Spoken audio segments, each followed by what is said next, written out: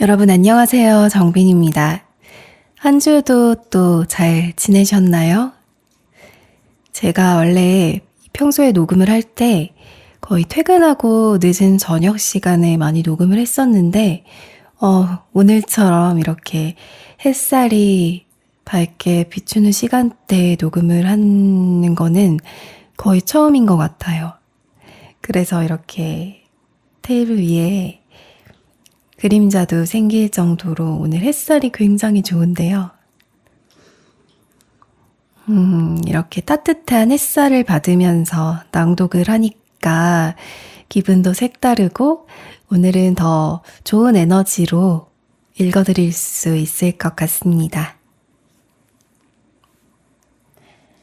제가 오늘 읽어드릴 책은 이기주 작가님의 말의 품격이라는 책이에요. 이 책도 출시가 된 후에 굉장히 오랫동안 이슈였었고 또 이전 출판작인 언어의 온도도 오랫동안 사랑을 받았잖아요. 저도 두 책 모두 다 구매해서 읽었었는데 너무 무겁지 않고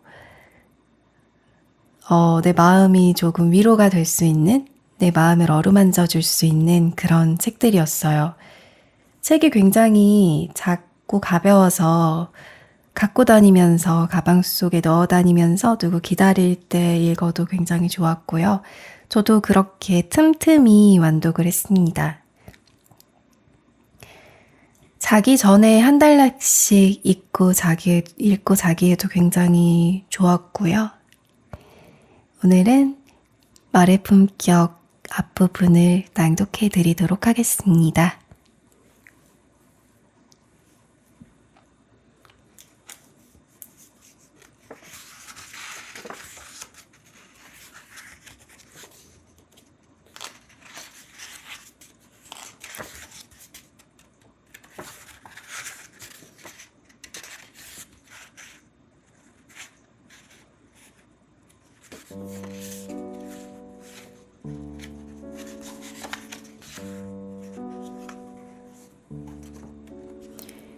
존중. 잘 말하기 위해선 잘 들어야 한다. 천하의 명장 항우가 유방에게 패배한 이유가 뭘까? 혹자들은 인덕이 부족해서라고 입을 모은다. 항우가 재주와 힘은 유방보다 뛰어났지만 우호적인 네트워크가 부족해서 천하를 얻지 못했다는 것이다. 그럴듯한 분석이다. 위세와 사나움만을 앞세우는 맹장은 사람을 잠시 끌어올 수는 있으나 제품으로 사람을 끌어들일 수는 없다. 힘으로 상대의 몸을 짓누를 수는 있지만 상대의 마음속에 들어앉을 수는 없다. 항우가 대업을 이뤄내지 못한 이유도 여기에 있을지 모른다. 오늘날에도 우군이 많은 사람은 그렇지 않은 사람보다 조직과 공동체 생활에서 유리한 고지를 점한다. 주변에 든든한 원군이 있으므로 한치 앞을 내다볼 수 없는 천하대란의 소용돌이에서도 갈등의 한복판에서 겉돌거나 헤매는 법이 없다. 삼국지 연의에서 천하의 덕장으로 묘사된 유비 역시 그러한 유형으로 볼 수 있다. 덕장이 있는 곳에 사람이 몰리는 법이다. 유비는 자신의 덕을 깃발 삼아 훌륭한 인재를 불러들였고 그들의 의견에 귀를 기울였다. 제갈량을 초빙하는 과정에서는 3번이나 찾아가 고개를 굽히며 도움을 청했다. 겸손과 굽힘과 협업을 통해 난제를 해결한 유비의 새는 눈덩이처럼 불어났다. 유비의 진정한 무기는 칼이 아니라 덕이었다. 21세기 버전 덕장을 꼽으라면 누가 있을까? 상당수가 버락 오바마 전 미국 대통령을 꼽는데 주저하지 않을 것이다. 정치 전문가들은 오바마 특유의 포용력과 친화력을 그가 가진 가장 큰 장점으로 꼽는다. 오바마 리더십의 요체가 무엇인지, 그리고 그 리더십이 어떻게 국민적 지지를 얻었는지 이해할 수 있는 일화가 있다. 오바마가 이민개혁법 통과를 촉구하는 연설을 하던 때였다. 단상 뒤편에 이민자 400여 명이 연설을 듣기 위해 기립해 있었다. 오바마 대통령이 막 연설을 시작하려는데 동양인 청년 한 명이 뛰어나와 날카로운 구호를 내던졌다. 이민자 추방, 이민자 중단. 청년의 목소리는 다급했지만 가볍지는 않았다. 오랫동안 마음에서 품어낸 말을 겨우 부화시켜 밖으로 꺼내놓는 듯했다. 청년의 예리한 구호가 대통령 연설의 한가운데를 갈라놓았다. 급기야 건장한 경호원이 청년을 끌어내기 위해 다가갔다. 경호원이 손을 좌우로 내저으며 청년의 입을 틀어막으려고 했다. 그러나 청년은 말을 삼키지 않았다. 목구멍에서 들끓는 문장을 밖으로 끄집어냈다. 그의 목소리가 재차 허공을 갈랐다. 정부는 추방을 멈춰라, 멈춰라. 청년과 경호원 사이에 다소 험악한 분위기가 조성됐다. 이때 오바마가 청년을 가리키며 말했다. 괜찮아요. 청년을 여기에 그냥 있게 해줍시다. 나는 저 청년이 자신의 가족을 생각하는 마음을 존중합니다. 오바마가 말을 이어갔다. 다만 이민정책처럼 복잡한 사안을 해결하기 위해서는 설득과 설명, 그리고 서로의 이해가 필요합니다. 민주주의를 위해서는 급할수록 돌아가야 한다고 생각해요. 때로는 멀리 돌아가는 길이 바른 길입니다. 당신의 생각이 궁금해요. 얘기하고자 하는 바가 뭔가요? 말해보세요. 오바마의 품격 있는 대처는 언론에서 화제가 됐다. 한 신문은 상대의 의견에 동의하지 않더라도 상대의 발언권을 존중하는 태도야말로 오바마가 지닌 리더십의 원천이다 라고 보도했다.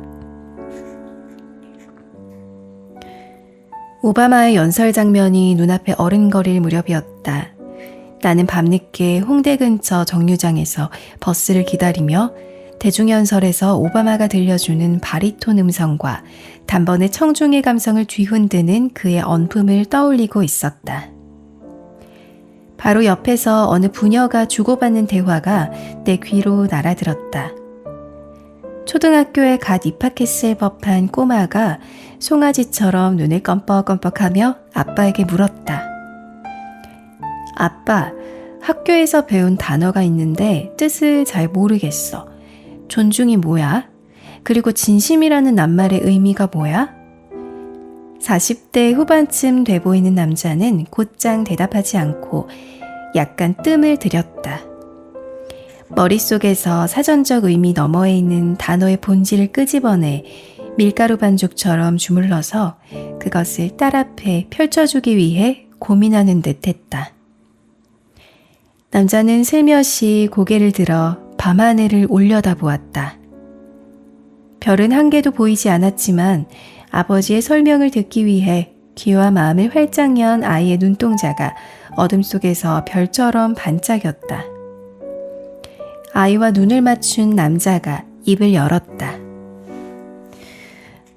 그러니까 존중은 상대방을 향해 귀를 열어놓는 거야.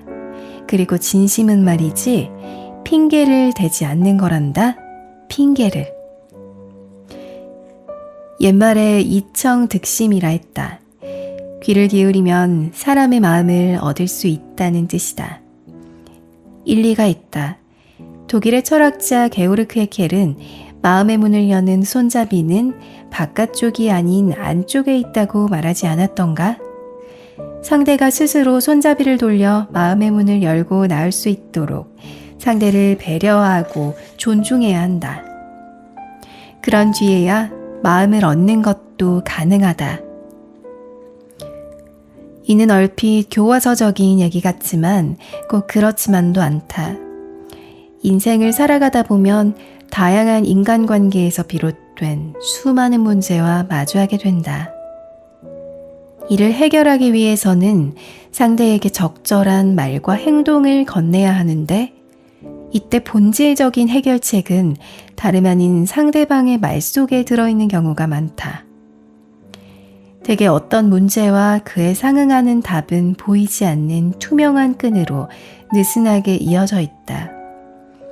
그 끈을 차근차근 더듬고 끌어당김으로써 문제와 정답 사이의 간극을 좁혀나갈 때 나름의 해결책을 찾아낼 수 있다. 그러므로 잘 말하기 위해서는 우선 잘 들어야만 한다.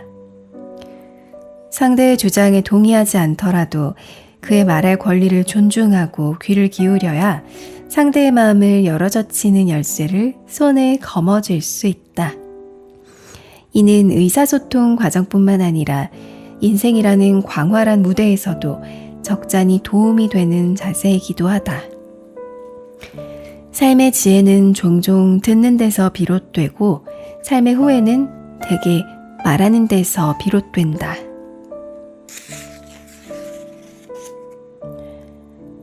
경청. 상대는 당신의 입이 아니라 귀를 원한다. 나는 병사들과 자주 어울려 술을 마셨다. 난중일기에 나오는 문장이다.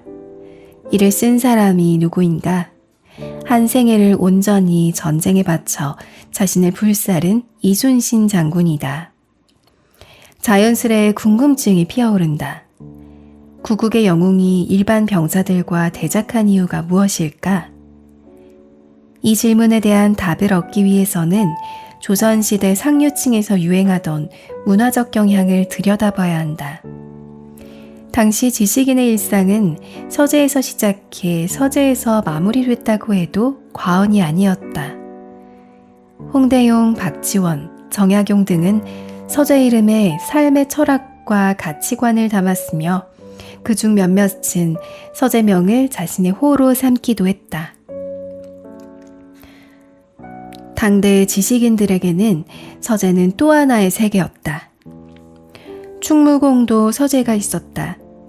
이순신 장군은 한산도에 머무는 동안 운주당이라는 개인 집무실 겸 독서 공간을 이용했다. 본래 운주는 산가지를 움직인다는 뜻인데 당시 군인들 사이에서는 전장에 나가기 전에 전략을 마련한다는 의미도 있었다. 그곳에서 이순신 장군은 어떤 일을 도모했을까? 난중일기에 자주 등장하는 한자어를 보면 그 실마리를 찾을 수 있다. 난중일기에는 유독 화, 의, 론 등의 한자가 자주 등장한다. 즉 이순신 장군은 참모진들과 자주 대화하고 의논했으며 토론도 즐겨 했다는 것을 미루어 짐작할 수 있다. 운주당과 관련해 흥미로운 점이 있다. 매일 밤 건물의 불이 꺼지지 않았다는 사실이다. 요즘으로 치면 24시간 운영하는 복합 문화 공간인 셈인데 출입이 자유로웠으므로 중간급 간부는 물론이고 계급이 낮은 쫄병들도 자주 드나들었다. 의문은 계속된다. 이순신 장군은 왜 운주당의 출입 문턱을 낮추었을까? 1591년 이순신은 전라좌 수사로 임명돼 여수에 도착하자마자 전쟁 대비에 착수했다. 일본의 침략 야욕을 본능적으로 간파한 것이다. 그런데 문제가 있었다. 눈에 보이는 적군은 칼을 휘둘러 상대할 수 있었으나 해안의 물길과 지형처럼 눈에 보이면서도 동시에 보이지 않는 정보는 완벽하게 숙지하지 못했던 것이다. 이후 이순신 장군은 해당 지역에서 태어난 병사는 물론 종종 민간인까지 운주당으로 불러들였다. 술과 음식을 대접했다. 그리고 그들이 건네는 이야기에 귀를 기울였다. 현장에서는 어쩌면 다음과 같은 대화가 오갔을지도 모른다. 상상력을 발휘해봤으면 한다. 솥대바위 근처 해상은 물길이 세고 암초도 많습니다. 그런가? 잘못 들어서면 큰일 나겠군. 그렇습니다. 뱃사람 여러 집어삼켰습니다. 운주당을 그득하게 채운 병사와 주민의 이야기들이 이순신 장군의 귀로 스며들어왔다. 이순신 장군은 그 말들 하나하나 기억했다가 다음날 일찍 배를 타고 바다로 향했다. 이순신 장군은 아련한 바다 위로 가라앉는 무색의 햇살을 바라보며 물결의 무늬를 헤아렸고 파도의 울음소리를 들으며 바다의 깊이와 암초의 위치를 해도에 기록했다. 손문은 손자병법 허실편에서 전쟁을 승리로 이끄는 두 가지 요인 또는 형세를 언급했다. 승지형과 재승지형이다. 승지형은 겉으로 드러나는 형세다. 무기체계와 부대 규모 같은 것을 일컫는다. 재승지형은 눈에 보이지 않는 기운이다. 지휘관의 전술과 부대 사기, 군사정보, 준비태세 등이 여기에 속하는데 경우에 따라 승지형보다 전쟁의 승패에 더 큰 영향을 미친다. 이순신 장군은 재승지형에 능한 인물이었다고 볼 수 있다. 운주당에서 부하들에게 일방적으로 명령을 하다라기보다 자신의 입이 아닌 귀를 내어주면서 다양한 정보를 수용했으며 머리를 맞대고 토론하면서 차분히 전쟁에 대비했으니 말이다. 경청을 통해 가다듬은 재승지형의 위력은 전장에서 극명하게 드러났다. 이순신 장군은 해안의 물길과 지형을 완벽히 꿰뚫고 있었다. 덕분에 하객진 같은 전략을 창조적으로 펼쳐 적을 분쇄할 수 있었다. 수많은 전투에서 수적 열세를 극복하고 외선을 물리쳐 세계 해전사에 길이 남은 것도 어찌 보면 경청의 결과물이 아닐까 싶다. 운주당은 미국 대통령의 집무실인 오벌 오피스를 연상케 한다. 미국의 경우 대통령과 참모들은 수시로 오벌 오피스에 모여 국가적 사안을 논의한다.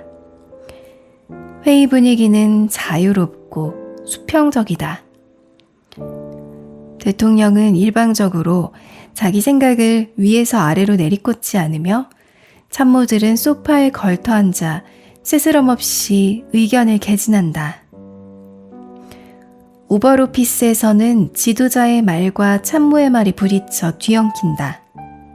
경청과 치열한 토론으로 뒤엉킨 말들은 단호한 결정으로 태어난다. 한자를 파자해서 살펴보면 경청의 의미가 더 잘 와닿는다. 경은 사람인을 향해 머리가 기울어지는 것을 나타내는 한자로 상대방 앞으로 다가가 귀와 관심을 기울인다는 뜻이다. 청을 풀이하면 더 심오한 메시지를 얻을 수 있다. 귀이, 임금왕, 열십, 눈목, 마음심으로 이루어진 형태다. 임금처럼 진득하게 귀를 기울이면서 눈을 크게 뜨고 사람을 바라보면 상대의 마음마저 얻을 수 있다는 의미로 풀이된다. 경청은 듣는 일 가운데 가장 품격 있고 고차원적인 행위다. 우리가 타인의 음성을 듣는 행위는 큰 틀에서 보면 수동적 듣기와 능동적 듣기로 나뉜다. 경청은 대화 도중 상대방의 말을 가만히 청취하는 수동적 듣기가 아니라 상대의 말에 귀 기울인 다음 적절하게 반응하는 적극적 듣기에 해당한다. 경청은 말을 해석하는 데 그치지 않고 말과 말 사이에 배어있는 감정은 물론 상대의 목구멍까지 차오른 절박한 말까지 헤아리는 일이다. 맥락적 듣기라고 해도 무방할 것이다. 이쯤에서 이순신 장군 이야기로 다시 돌아가자.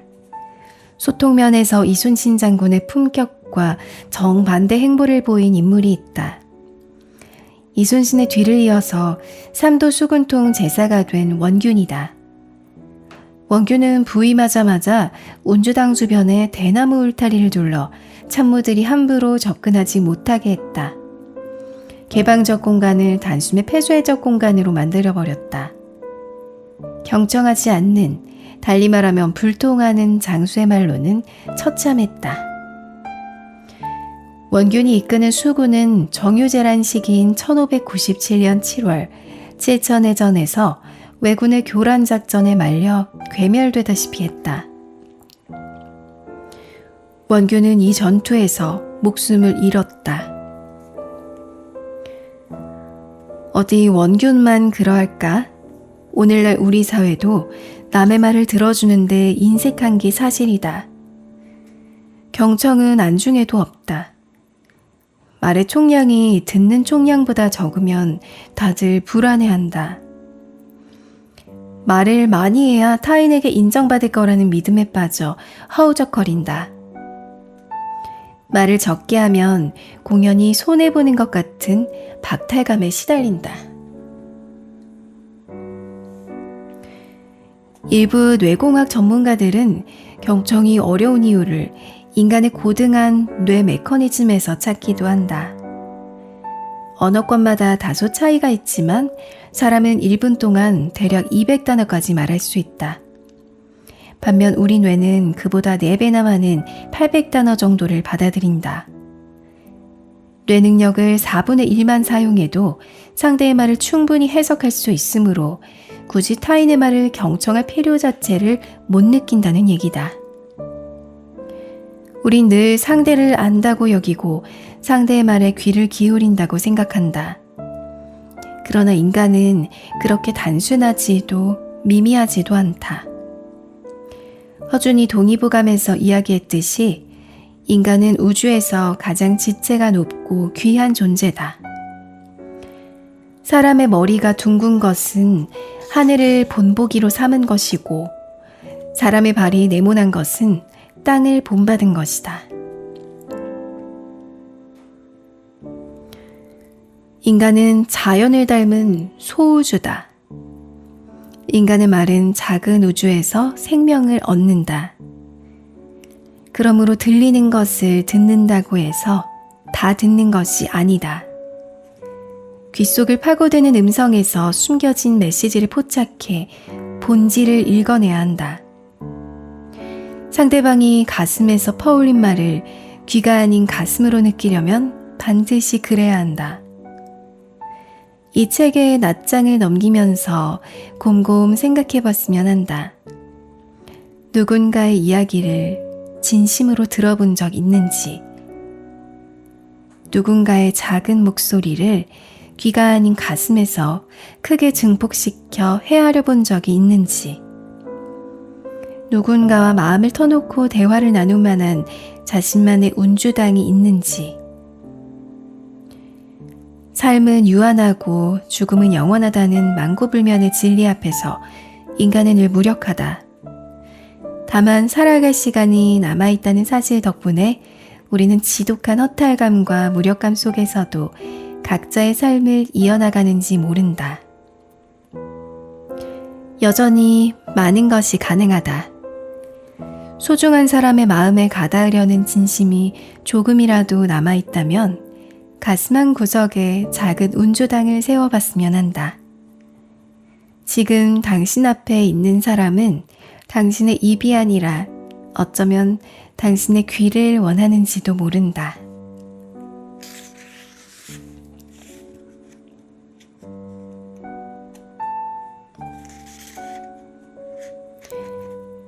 공감. 당신의 아픔은 곧 내 아픔. 10여 년 전 사극 다무가 인기를 끌었다. 내 눈가와 귓가에서 희미하게 가물거리는 장면이 있다. 남자 주인공은 여자 주인공의 상처를 치료하면서 덤덤한 목소리로 아프냐? 나도 아프다. 라고 말한다. 브라운관 너머에서 드라마를 들여다보던 시청자 중 상당수가 이 대목에서 탄성을 질렀다. 남자 주인공의 입술을 떠나 여자 주인공의 마음으로 들이닥친 이 짧은 문장에 상대를 향한 애타는 마음이 구구절절하게 실려 있었기 때문이다. 이게 바로 공감이고 소통이 아닐까? 상대의 마음속으로 들어가 상대가 느끼는 아픔을 느끼고 또 상대의 입장과 시선으로 사물과 현상을 바라보는 자세야말로 소통의 정수가 아닐는지. 공감은 한국인 특유의 정과 유사한 감정의 무늬를 지닌다. 사실 정은 영어로 번역하기 모호한 단어다. 애정이라는 뜻을 지닌 단어 affection으로 표현하면 정에서 중요한 무언가가 잘려나간 것 같고, 애착이라는 단어로 바꾸면 어딘지 엇나간 느낌이 든다.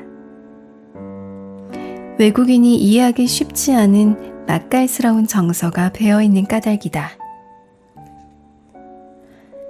다만 공감과 동정은 결이 다른 감정이 아닐까 싶다. 10여 년 전쯤이다. 방송사 리포터가 자식과 떨어져 사는 어르신과 인터뷰하는 장면이 전파를 탔다. 어르신이 입을 열자 구슬픈 배경음악이 흘렀다. 리포터는 인터뷰 도중 연신 쯧쯧쯧 혀를 차며 미간을 찌푸렸다. 그러면서 이제 어쩌시려고요? 참 불쌍하시네요 등의 문장을 내던지며 안쓰럽게 바라봤다. 리포터의 말이 어르신에게 꽃으로 전해질 리 없었다. 어르신은 말을 멈추었다. 끝부분을 날카롭게 다듬은 언어의 창이 어르신의 자존심과 살아온 세월을 후벼 판 듯했다. 동정과 공감은 우리 마음속에서 전혀 다른 맥락의 생성 과정을 거친다. 타인의 고통을 자신의 고통처럼 느끼는 감정이 마음속에 흐르는 것이 공감이라면, 남의 딱한 처지를 보고 안타까워하는 연민이 마음 한 구석에 고이면 동정이라는 웅덩이가 된다. 웅덩이는 흐르지 않고 정체돼 있으며 깊지 않다. 동정도 매한가지다. 누군가를 가엾게 여기는 감정에는 자칫 본인의 형편이 상대방보다 낫다는 얄팍한 판단이 스며들 수 있다. 그럴 경우 동정은 상대의 아픔을 달래기는커녕 골물대로 골문 상처에 소금을 끼얹는 것밖에 안 된다. 공감은 연민이나 측은지심보다 인과 가깝다고 나는 생각한다. 이는 사람 인에 두 이를 더해 만든 한자다. 여기에는 단순히 마음 씀씀이가 야박하지 않고 인자하다는 뜻만 있는 게 아니다. 천지만물을 한 몸으로 여기는 마음가짐 혹은 그러한 행위까지 내포한다. 그래서 일찍이 공자는 인을 인간이 지녀야 하는 가장 기본적인 덕목으로 간주했다. 인간은 자신이 처한 환경과 관계 속에서 인을 실천하면서 비로소 인간으로 인정을 받는다는 것이다.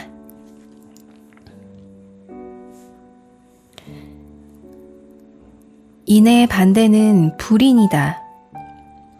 본초강목과 동의보감,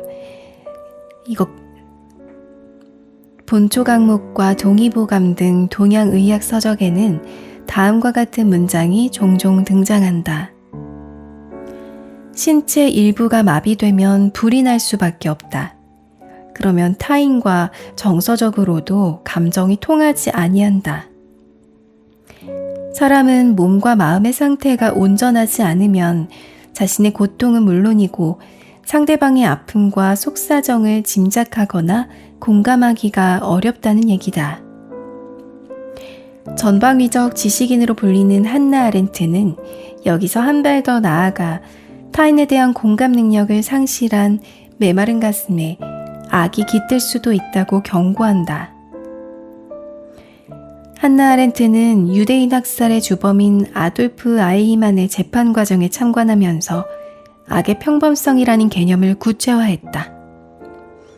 아이히만은 제2차 세계대전 때 유럽 각지에서 유대인을 체포해 수용소로 이송하는 일을 총괄한 책임자였다. 그러나 예루살렘 전범 재판정에 선 아이히만은 의무를 준수했고 명령에 따랐다는 말만 되풀이했다. 그의 변명에는 죄의식은커녕 고민의 흔적조차 묻어나지 않았다. 이를 지켜본 한나 아렌트는 거악을 창안하는 것은 히틀러 같은 악인이지만 거악과 손을 잡거나 그것을 실천에 옮기는 사람은 평범한 사람일지 모른다고 생각했다. 그러면서 일갈했다. 악이란 뿔 달린 악마처럼 별스럽고 괴이한 존재가 아닙니다. 사랑과 마찬가지로 언제나 우리 가운데 있습니다. 나는 학창시절 어느 서점에서 한나 아렌트의 책을 넘기다가 그녀의 주장이 지닌 무게가 너무 무거워서 책 모서리를 쥔 채 그 자리에서 휘청거렸다. 한나 아렌트의 이야기가 과장된 것일까? 그녀가 거창한 단어를 문장 곳곳에 집어넣어서 자신의 주장을 부풀린 것일까? 그렇지 않다고 본다.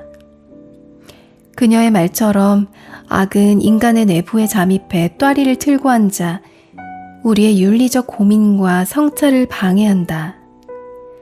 남의 아픔에 공감하지 못하고 내 행동과 말이 타인에게 미치는 영향을 생각하지 못한 채 살아간다면 상황에 따라 우리는 얼마든지 제2, 제3의 아이히만이 될 수 있다. 우리가 공감과 무공감, 사유와 무사유 사이에서 끊임없이 자신의 위치를 확인하고 틈틈이 내면의 민낯을 성찰해야 하는 이유도 여기에 있다.